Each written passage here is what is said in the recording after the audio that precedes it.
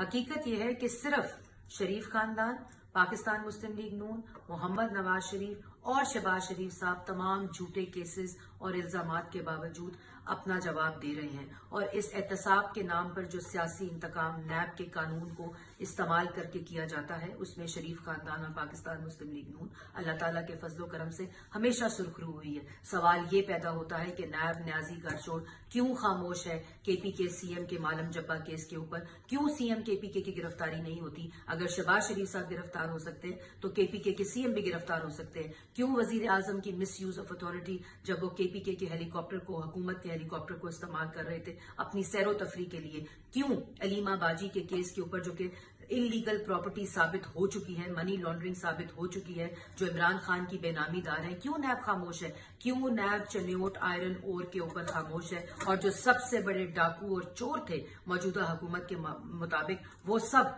के ऊपर इंक्वायरी खत्म, क्यों नैब खामोश है जहांगीर तरीन साहब के ऊपर, जिनका सुप्रीम कोर्ट का ऑर्डर आ चुका है कि उन्होंने मनी लॉन्ड्रिंग की है अपने बावर्ची और अपने बच्चों के जरिए? क्यों नैब खामोश है? और क्यों supreme court suo motu notice नहीं लेती जब मीडिया के अंदर खबरें देकर मीडिया के जरिए तस्दीक की जाती है, मीडिया ट्रायल्स किए जाते हैं, और जबकि सुप्रीम कोर्ट का ये ऑर्डर है कि जब तक इल्जाम साबित ना हो जाए नैब किसी किस्म की इंफॉर्मेशन जो है वो मीडिया को नहीं दे सकता। लेकिन नैब के